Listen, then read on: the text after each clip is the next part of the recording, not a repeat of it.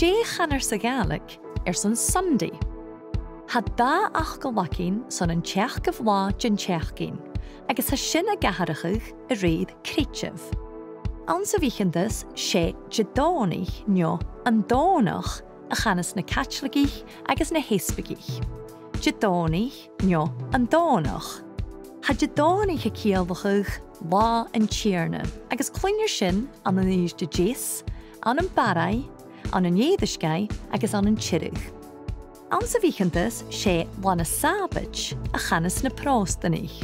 Lana sábait, agus cloinir sin an an luas, sna hirich, an an níos de tua, san an scianach agus rársad. Agus cloinir an dáchuid an baine bhulba. Can I fioin an luas, lana sápain, neo lana sápain. Agus chanélann sin ach blasad gin bhíart a Dualchainntean a dheoir sa Gaelic.